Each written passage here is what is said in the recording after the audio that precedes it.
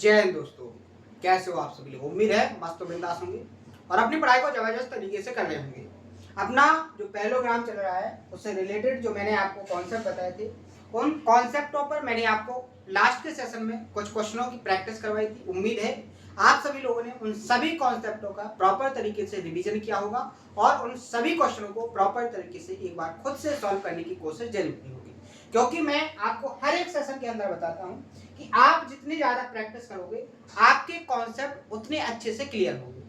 और जब आपके कॉन्सेप्ट बहुत अच्छे से क्लियर हो जाएंगे तो जैसे ही एग्जामिनर आपको क्वेश्चन क्रिएट करके देगा, आप उस क्वेश्चन के अंदर के कॉन्सेप्ट को विद इन टाइम के अंदर ऑब्जर्व कर लोगे और सेकंडों में उस क्वेश्चन का सॉल्यूशन फाइंड कर लोगे। ये टेक्निकल अप्रोच है कि एक क्वेश्चन के अंदर के कॉन्सेप्ट को कैसे फाइंड करें।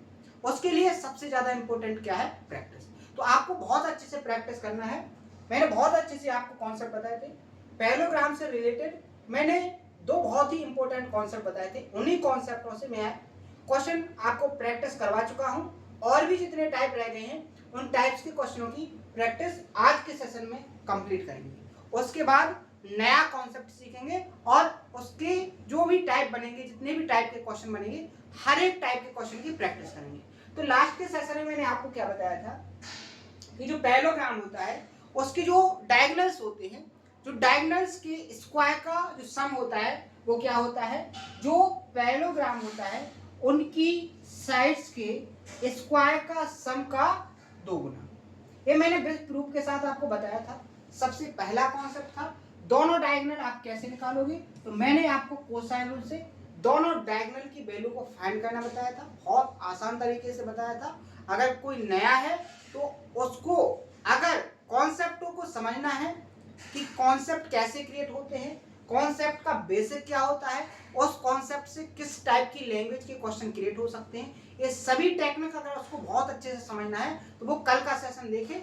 कल के सेशन में ये सारा बहुत डिटेल में समझाया गया था। यहाँ पर मैं केवल आपको एक क्विकली रिवीजन करवा रहा हूँ कि अभी इन पर क्वेश्चन प्रैक्टिस कराऊं तो आपको ऐसा ना लगे कि ये कॉन्सेप्ट कहाँ से है, क्योंकि आप लोग रिवीजन तो करते नहीं हो और जो करता है उसके लिए रिवीजन बहुत इंपॉर्टेंट बेनिफिट दे रहा होगा। ठीक है, तो ये कॉन्सेप्ट सबसे पहला था। उसके बाद मैंने आपको नेक्स्ट कॉन्सेप्ट बताया था जो पैरेललोग्राम होता है उसका जो एरिया होता है, उस एरिया को आप दो तरीके से निकाल सकते हो। मैंने दोनों तरीके आपको विद प्रूफ के साथ बताया था। एक जो तरीका था वो तरीका था आपका cosine rule, sorry sine rule से, क्योंकि मैंने दो रूल पढ़ाए थे, एक साइन रूल और एक कोसाइन रूल। तो साइन रूल से मैंने पैरेललोग्राम का एरिया फाइंड करना बताया था, विद प्रूफ के साथ बताया था। इसके बाद मैंने जो दूसरा तरीका बताया था वो बताया था कि अगर आपको किसी पैरेललोग्राम का बेस पता है और उस बेस पर आपको उस पैरेललोग्राम की हाइट पता है, तब भी आप उस पैरेललोग्राम यानी कि समांतर चतुर्भुज का एरिया को बहुत अच्छे से फाइंड कर सकते हो। क्लियर है? दोनों कॉन्सेप्ट आपके बहुत अच्छे से मजबूत होना चाहिए, तभी आप क्वेश्चनों को गति दे पाओगे। अभी मैंने आपको कम से कम 7 से 8 क्वेश्चन प्रैक्टिस करवाए थे लास्ट के सेशन में, और अलग अलग लैंग्वेज, अलग अलग डाटा के साथ, जिससे आपको पता चले कि एग्जाम में कैसे क्वेश्चन क्रिएट होते हैं। ये सारे के सारे जो क्वेश्चन है वो पहले का जो सेशन हुआ है उसमें मैं आपको कंप्लीट करवा चुका हूँ। अपना यहाँ से आज सेशन स्टार्ट होगा, लेकिन उससे पहले हर एक स्टूडेंट जिसने लास्ट के सेशन को नहीं देखा है उससे गुजारिश करेंगे कि वो इस सेशन को ना देखे, सबसे पहले वो लास्ट के सेशनों को कंप्लीट करे, क्योंकि उसको कॉन्सेप्ट पता नहीं होंगे तो यहाँ से उसको समझ में नहीं आएगा, और समझ में नहीं आएगा तो उसको ऐसे लगेगा कि सर मुझे समझा नहीं पा रहे हैं, जबकि ऐसा नहीं है। आपने कॉन्सेप्ट को नहीं सीखा है इसलिए आपको समझ में नहीं आ रही है। एक बार आप कॉन्सेप्ट को प्रॉपर तरीके से देखो, उनका रिवीजन कर लो, आपको बहुत अच्छे से समझ में आएगा। क्लियर है? कोई दिक्कत? शानदार तरीके से करोगे ना, मेहनत करोगे। सिलेक्शन अगर लेना है तो मेहनत आपको करनी पड़ेगी। अगर केवल आपने सपने बना लिए, क्या बना लिए? सपने बना लिए, और इनको हमेशा सपना ही रखना है, तो आप मेहनत मत करो, कोई दिक्कत नहीं। और अगर इन सपना को, जो आपने सपना बनाया है, उसको हकीकत करना है, क्या है? अगर उसको हकीकत करना है तो इसके लिए तो भाई बहुत ज़्यादा मेहनत की जरूरत है, बहुत ज़्यादा मेहनत की जरूरत है, तभी ये आपका सपना हकीकत में बदलेगा। तो सबसे पहले आपको पता होना चाहिए कि जो आपने सोचा है क्या वो रियल है, क्या वो आप चाहते हो, जो आपने सोचा है कि मैं किसी एक गवर्नमेंट जॉब को सेलेक्ट कर लूं, किसी एक गवर्नमेंट पोस्ट पर पहुंच जाऊं, वो आपने सोचा है, क्या वो रियल सोचा है आपने? अगर रियल सोचा है तो उसके लिए क्या आप मेहनत कर रहे हो कि नहीं कर रहे हो? तो रियलिटी बहुत इंपॉर्टेंट है कि अगर आपने सोचा है तो उस रियलिटी को कंप्लीट करने के लिए आपको मेहनत की जरूरत पड़ेगी। तो आप मेहनत को करो, तभी आपके सपने हकीकत में बदलेंगे, नहीं तो वो सपने सपने ही रहेंगे। और उसका दोषी कोई और नहीं है, उसके दोषी और उसके जिम्मेदार केवल और केवल आप खुद होंगे। ठीक है, तो आइए आज का सेशन स्टार्ट करते हैं। कॉन्सेप्ट बहुत अच्छे से समझा चुका हूं, जिसको ना समझ में आए हो वो सेशन को दोबारा देखें, समझ में आ जाएंगे। ठीक है, क्वेश्चन बहुत शानदार है, लॉजिकल क्वेश्चन है। थोड़ी यहाँ पर हिंदी में थोड़ी मिस्टेक है, टाइपिंग मिस्टेक, यहाँ पर एक आना था। इंग्लिश में क्वेश्चन को पढ़ेंगे। क्या बोला है क्वेश्चन में कि if a rectangle and a parallelogram have same base and perimeter, what is the ratio of their areas respectively? Clear है, क्वेश्चन समझ में आया? क्वेश्चन में बोला गया है कि यहाँ पर एक तो रेक्टेंगल बनाया गया है, आपका एक रेक्टेंगल बनाया गया है और दूसरा पैरेललोग्राम बनाया गया है, और ये इस तरीके से बनाया गया है कि इन दोनों का जो बेस है क्या है, इन दोनों का जो बेस है वो कैसे है, सेम है। इन दोनों का जो बेस है वो कैसे है, सेम है। और साथ ही साथ इनका पेरीमीटर भी क्या है, सेम है। पेरीमीटर की बात करेंगे तो रेक्टेंगल का पेरीमीटर अगर साइड ए और बी है तो आपका यहाँ पेरीमीटर क्या होगा, twice of A plus B, यानी कि ये जो पेरीमीटर है ये भी कैसा है, इक्वल है। आपको यहाँ पर जो रेशियो फाइंड करना है वो रेशियो करना है आपको एरिया का। किसका रेशियो फाइंड करना है, एरिया का, कि एरिया का रेशियो क्या होगा। तो यहाँ पर आप देखो, सबसे पहले आप डायग्राम को बनाओगे। क्या बनाओगे, डायग्राम जो अच्छे से बना लेगा वो क्वेश्चन को आसान तरीके से सॉल्व कर लेगा। मैंने यहाँ पर बना दिया एक रेक्टेंगल। क्या बना दिया, रेक्टेंगल। इस रेक्टेंगल का नाम हो गया A B C D. A B C D एक आयत है, ए बी सी डी एक आयत है। यहां पर बोला गया है कि जो रेक्टेंगल है, रेक्टेंगल और जो आपका क्या है पैरेललोग्राम है वो एक ही बेस पर बना है। मान लीजिए वो बेस आपका ए बी है, तो यहां पर आपका जो रेक्टेंगल जो क्या है आपका, यहाँ पर जो आपका पैरेललोग्राम बनेगा वो इस तरीके से बन जाएगा। कैसे बन जाएगा, इस तरीके से बन जाएगा। कैसे बन जाएगा, इस तरीके से बन जाएगा। डायग्राम अगर अच्छे से बना पाओगे तभी इस क्वेश्चन का जवाब आप दे पाओगे, क्योंकि जो भी इसका सॉल्यूशन है वो डायग्राम से फाइंड होना है। क्लियर है? यहाँ पर आपको पता है, मान लीजिए कि यहाँ पर ये जो ए बी है वो स्मॉल ए है, तो आपकी डी सी भी स्मॉल ए हो जाएगी, क्योंकि ये क्या है, एक रेक्टेंगल है। ए डी आपकी स्मॉल बी है, तो यहाँ पर बी सी भी क्या हो जाएगी, आपकी स्मॉल बी हो जाएगी। क्लियर है? यहाँ पर आपको क्या बोला गया है कि इन दोनों का पेरीमीटर क्या है, सेम है, इस पैरेललोग्राम और इस रेक्टेंगल का। तो आपका पेरीमीटर से मतलब क्या है कि इस रेक्टेंगल की चारों साइड को अगर आप ऐड करोगे तो वो क्या होना चाहिए, इक्वल, सॉरी क्या होना चाहिए, ए और A, two A B plus B, two B, यानी 2a प्लस बी। यहां पर मैंने आपको बताया था। क्लियर है? आपको पता है कि अगर ये बेस है, क्या है, ये बेस है। अगर ये पैरेललोग्राम की साइड ए है तो सामने वाली ये वाली साइड क्या हो जाएगी, ए हो जाएगी। ठीक है? अब पेरीमीटर इक्वल है, तो अगर आपकी ये साइड बी है तो आपकी ये भी बी हो जाएगी, तो आपका पेरीमीटर दोनों का क्या हो जाएगा, सेम हो जाएगा, हो जाएगा। यहां तक क्लियर हो गया कि नहीं हो गया? अब आपको बेसिकली फाइंड क्या करना है, आपको फाइंड करना है यहाँ पर क्या, कि यहाँ जो आपका रेक्टेंगल बना है और यहाँ पर आपका जो क्या बना है, पैरेललोग्राम बना है, यानी कि समझ इनका रेशियो क्या है, इनके एरिया का रेशियो क्या है, ये आपको फाइंड करना है। तो आपको यहाँ रेक्टेंगल की लेंथ और ब्रेड्थ दी गई है, तो एरिया क्या हो जाएगा, लेंथ इंटू ब्रेड्थ। क्लियर है? दूसरा देखो, यहां पर पैरेललोग्राम, जो पैरेललोग्राम है इसका आपको क्या दिया है, बेस क्या है, और हम अगर अगर बात करेंगे इस बेस पर हाइट की, तो हाइट आपकी ये हो जाएगी कि नहीं हो जाएगी, ये हाइट हो जाएगी कि नहीं हो जाएगी, ये हो गई आपकी h, क्या हो गई h। तो एरिया क्या हो जाएगा a इंटू h, ए से यहाँ पर ये क्या हो जाएगा आपका कैंसिल। तो एरिया का जो रेशियो निकल के आ जाएगा वो आपका क्या आ जाएगा b बटे h, क्या आ जाएगा b बटे h। अब यहाँ पर देखो ध्यान से देखना,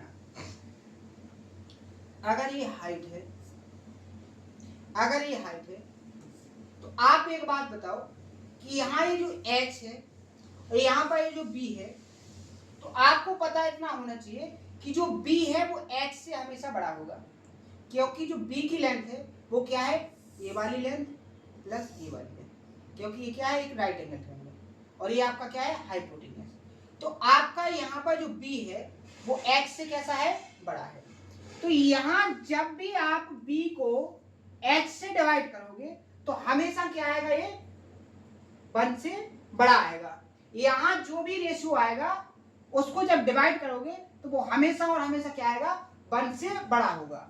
यहाँ पर देखो ऑप्शन नंबर ए यहाँ पर क्या हो जाएगा आपका करेक्ट आंसर। यहाँ एक डाउट जरूर आया होगा जो बहुत अच्छे से पढ़ रहा होगा कि सर आपने जो यहाँ पर ये पैरेललोग्राम बनाया है ये यहाँ तक क्यों लेके गए, यहाँ तक लेके क्यों नहीं आए।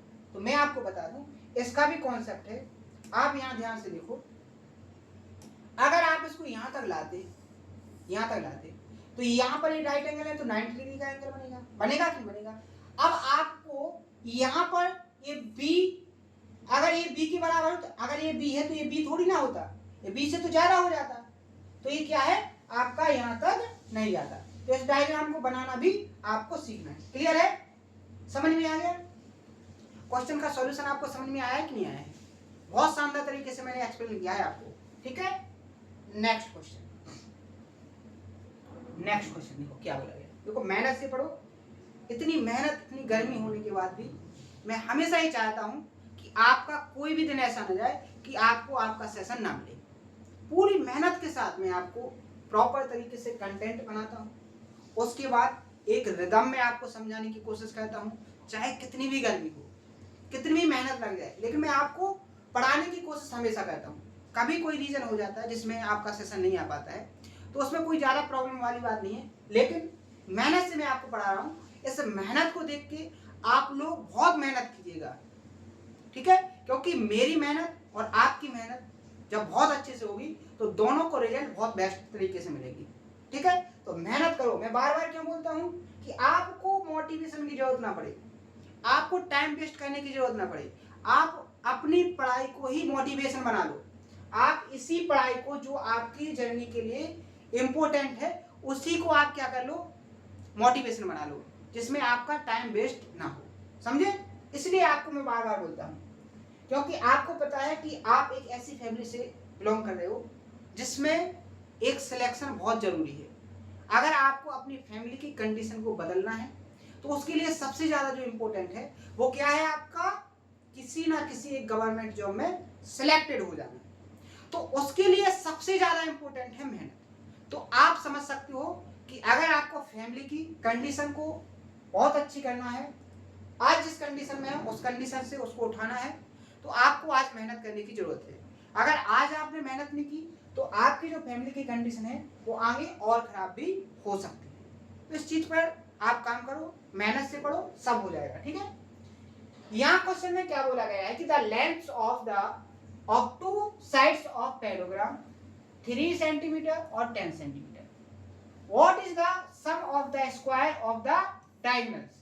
यानी कि आपको जो पैरेललोग्राम है उसकी भुजाएं दी गई हैं और आपसे यहाँ पर पूछा गया है कि डायगोनल, मान लीजिए डायगोनल आपका D1 और D2 है, तो इनके वर्ग का सम D1 और D2 है, तो D1 square plus D2 square की वैल्यू क्वेश्चन में पूछी गई है और यहाँ पर उसने साइड दी है। इनकी वैल्यू होती क्या है, ट्वाइस ऑफ साइड्स के स्क्वायर का सम, 3 का स्क्वायर 9 प्लस 10 का स्क्वायर 100।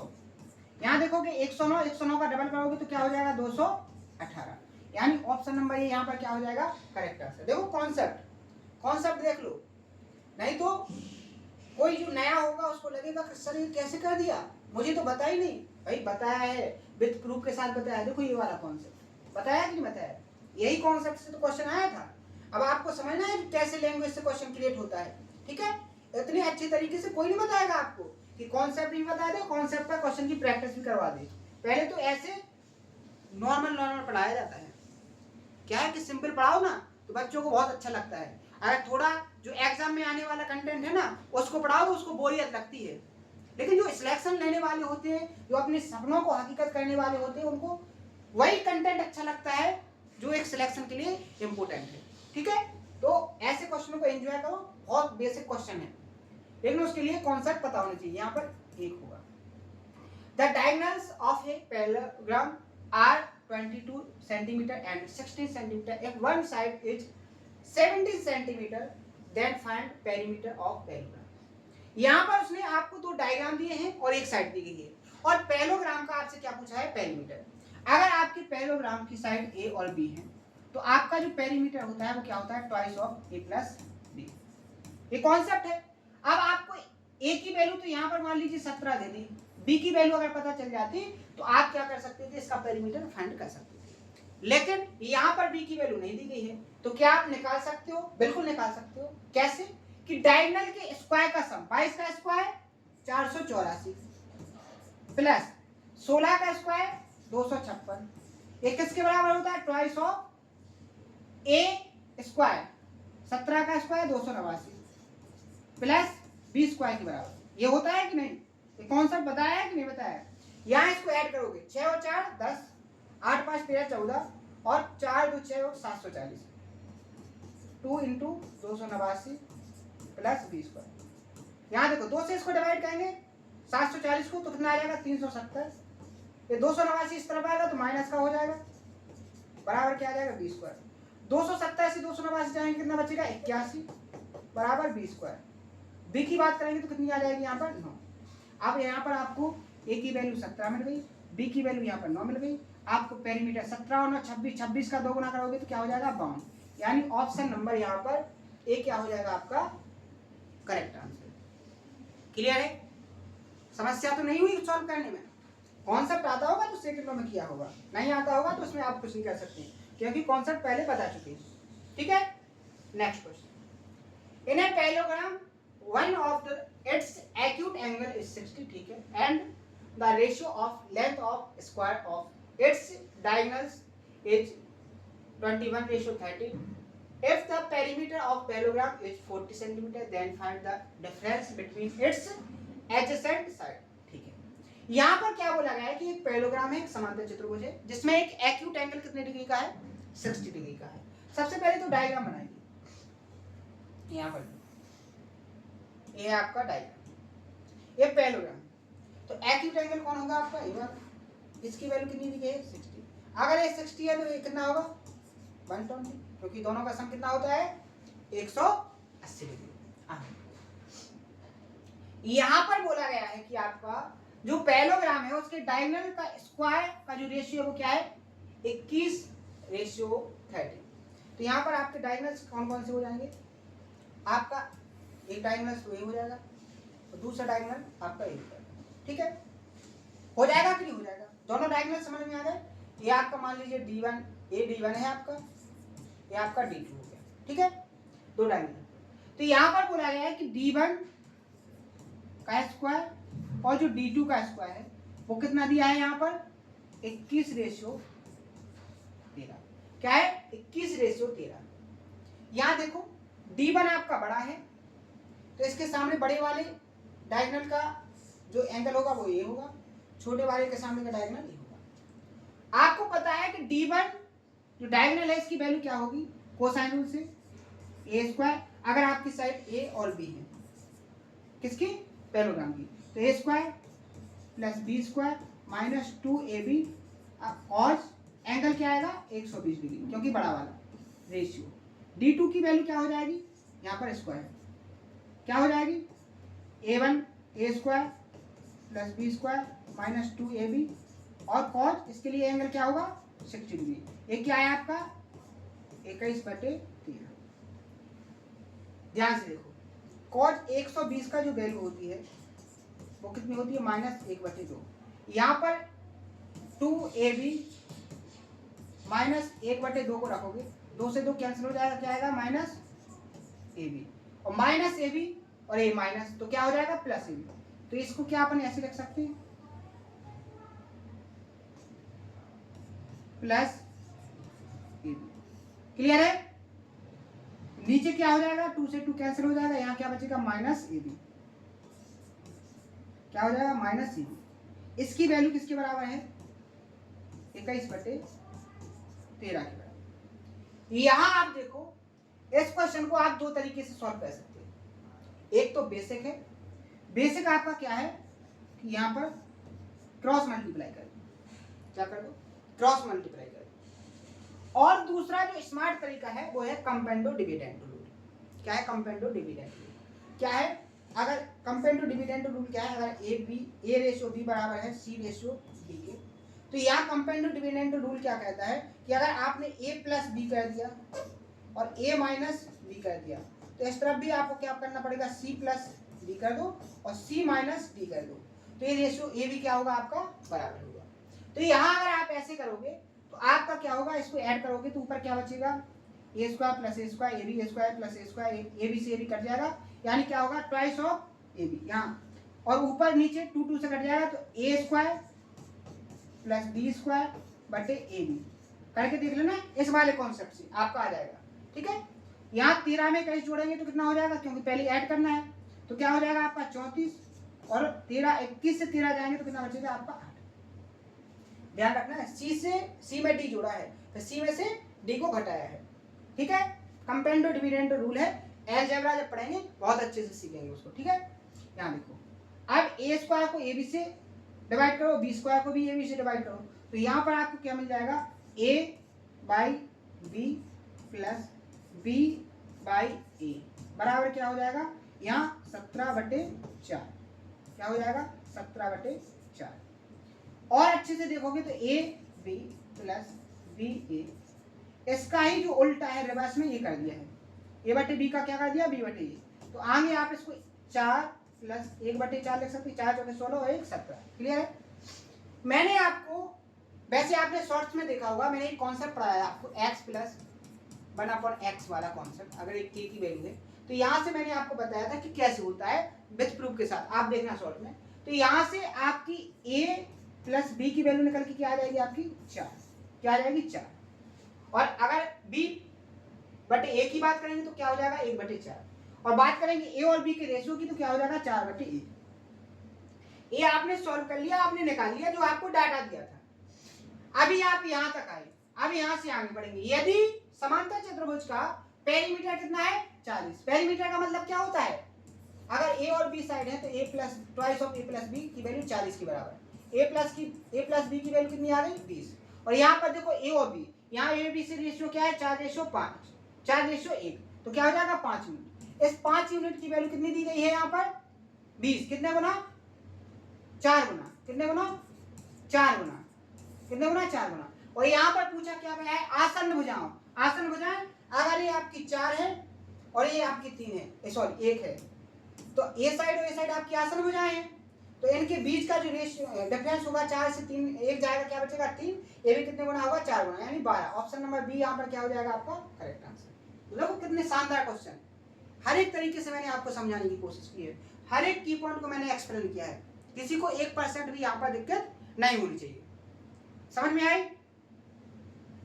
कोई कंफ्यूजन, क्वेश्चन का सॉल्यूशन में कोई दिक्कत किसी को? अब अगर आपने कॉन्सेप्ट नहीं सीखे हैं, उनका रिवीजन नहीं किया है, तो प्रॉब्लम आई होगी, और प्रॉब्लम आना जायज है, क्योंकि आप मेहनत नहीं कर रहे। ठीक है, मेहनत कर रहे हो तो आपको बहुत अच्छे समझ में आ गया, क्योंकि बहुत शानदार, इतने टफेस्ट क्वेश्चन बिल्कुल आसान तरीके से आपको समझाता हूँ कि आपको दिक्कत ना आ जाए।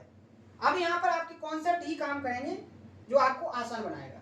नेक्स्ट क्वेश्चन, यहाँ देखो, PQRS is a parallelogram and its area is 300 centimeter square. Side PQ is extended to X such that PQ is equal to QS. If XS intersect QR by at y, then what is the area of triangle SY है। यहाँ पर बोला गया है कि PQRS क्या है, parallelogram. तो सबसे पहले डायग्राम बनाएंगे। मैंने आपके सामने बना दिया एक पैरेललोग्राम, यहाँ ये क्या बन गया आपका पैरेललोग्राम, यहाँ जी बन गया, ठीक है। ये हो गया आपका P Q R और S, क्लियर है। P Q R S ये क्या बन गया पैरेललोग्राम। इसका एरिया कितना है 300 सेंटीमीटर। यहां बोला गया है कि PQ को x तक बढ़ाया गया है, PQ को x तक बढ़ाया गया है, लेकिन कैसे कि जो PQ की लेंथ है वो x QX के बराबर हो, यानी कि ये बढ़ाया गया है, ठीक है, ये बढ़ा दिया है, ठीक है। जो लेंथ आपकी ये है PQ की, वही लेंथ आपकी QX की, यहाँ पर क्या है x, आगे यहाँ XS यानी ये वाली जो लाइन है, ये जो लाइन है ये आपको पता है कि बाई को यहाँ पॉइंट पर क्यू आर को काट रहे हैं किस पॉइंट पर बाई पर, ये जो पॉइंट है वो क्या है बाई। आगे देखो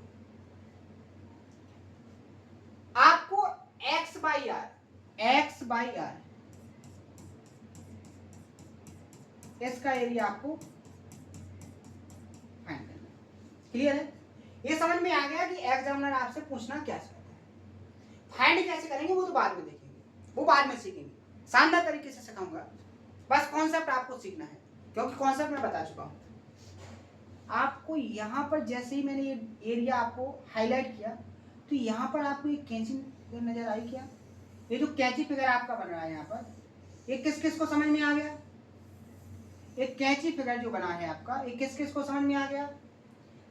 जब मैंने आपको कॉन्ग्रुएंसी पढ़ाई थी और सिमिलरिटी पढ़ाई थी तब ऐसे डायग्राम को मैंने बहुत अच्छे से प्रैक्टिस करवाया था कि जब भी कैंची फिगर बनेगा तो जो दो ट्रायंगल होंगे वो एक दूसरे के कैसे होंगे सिमिलर होंगे, कैसे होंगे सिमिलर होंगे। यहां पर आपको पता होना चाहिए कि अगर PQ 1 यूनिट है तो ये भी आपकी 1 यूनिट है और ये भी आपकी 1 यूनिट है।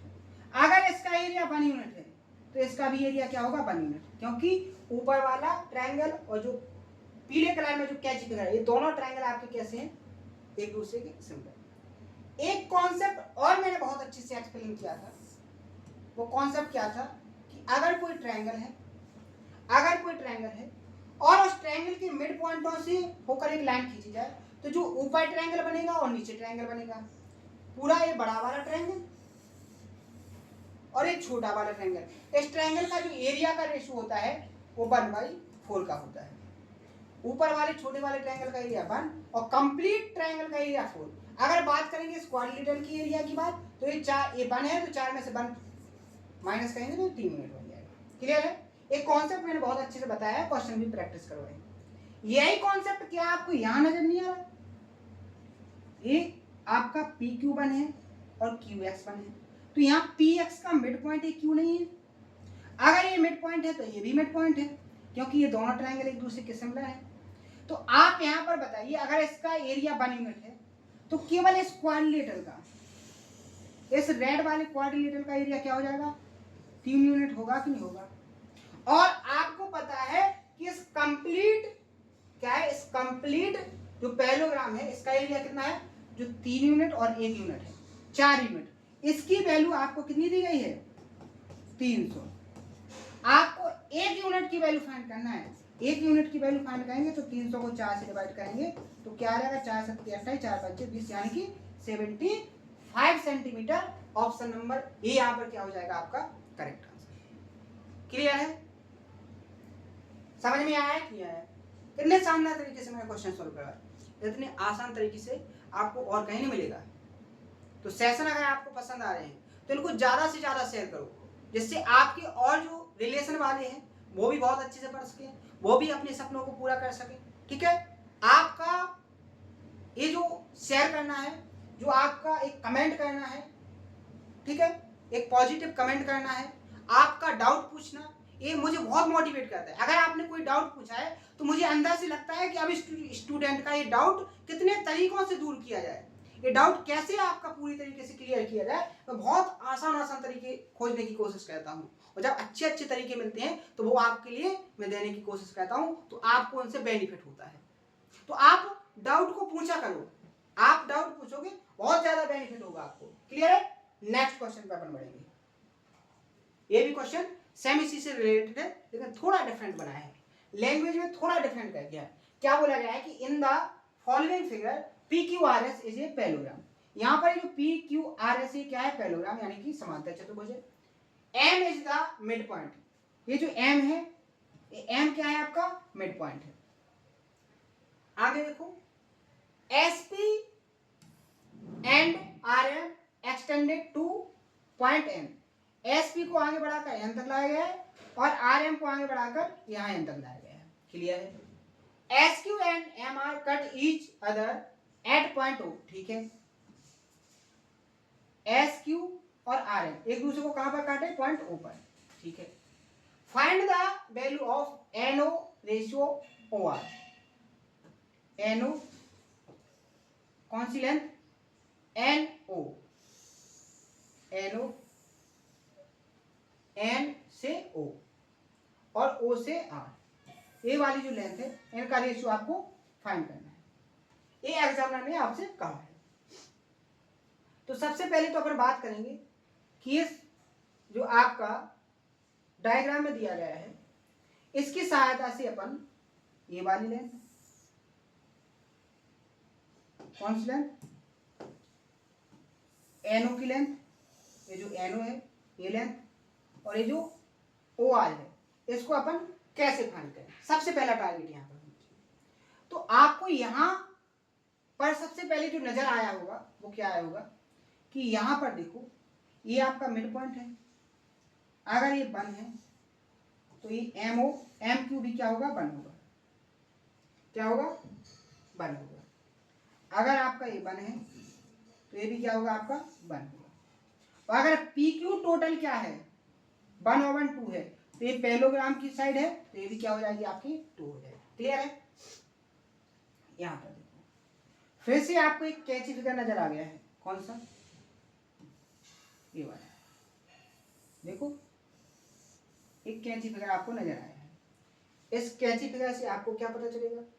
यहां से आपको पता चलेगा कि ये दोनों जो ट्रायंगल हैं एक दूसरे के क्या है? सिमिलर है। और सिमिलर है तो करेस्पॉन्डिंग साइड्स का रेशियो कैसा होगा? इक्वल होगा। अगर जो वर्टिकली अपोजिट एंगल जो है, इनके सामने वाली साइड का रेशियो 2:1 है, तो यहाँ पर ये रेशियो भी क्या होगा? 1:2 का रेशियो होगा। क्या होगा? 1:2 का रेशियो होगा। 1:2 का रेशियो होगा। 1/2 का रेशियो होगा। किसका होगा? 1/2 का रेशियो होगा। ये क्या होगा? 1/2 का रेशियो। कैसे? यहाँ देखो, साइड में समझ लो। सॉरी, ये कैंची फिगर है, ये वर्टिकली अपोजिट एंगल। अगर ये थीटा है तो ये भी थीटा, और अगर ये अल्फा है तो ये भी क्या है? आपका अल्फा। ठीक है, थीटा के सामने ये वाली साइड और इसका रेशियो बराबर होगा, अल्फा के सामने इस वाली साइड और इस वाली साइड का रेशियो बराबर। यही तो मैंने किया है। तो यहाँ पर ये 2 रेशियो 1 में होगा कि नहीं होगा? क्लियर है? समझ में आ गया? अब आगे देखो, आप यहाँ देखो, आप यहाँ पर देखो, जो डिस्टेंस आपकी आर से एम की है, क्या वही डिस्टेंस आपकी एम से एन की होगी कि नहीं होगी? क्योंकि यहां पर भी आप देख रहे हो कि एम आपका मिड पॉइंट है, तो पी भी आपकी इस साइड का मिड पॉइंट होगा। तो आपका यहां पर भी 2 ट्रायंगल सिमिलर हो रहे। तो अगर ये 2 और 3 है, तो यहां से आपकी जो डिस्टेंस है, कौन सी? आपकी ये जो डिस्टेंस है, ये भी कितनी हो जाएगी? 3। कितनी हो जाएगी? 3।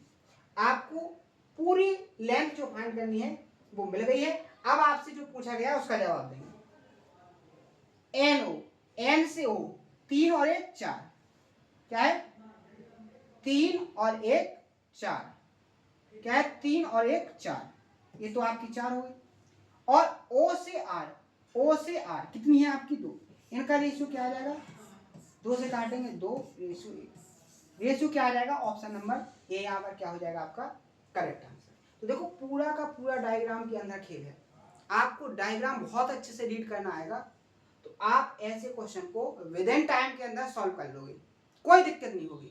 ठीक है, तो यहाँ तक आपको मैंने बहुत अच्छे से पूरे टाइप कंप्लीट करवा दिए हैं, जो डायगोनल और जो पैरेललोग्राम के एरिया से रिलेटेड थे। कल यहाँ से आगे के कॉन्सेप्ट को अपन समझेंगे, यहाँ से आगे के क्वेश्चनों की प्रैक्टिस करेंगे।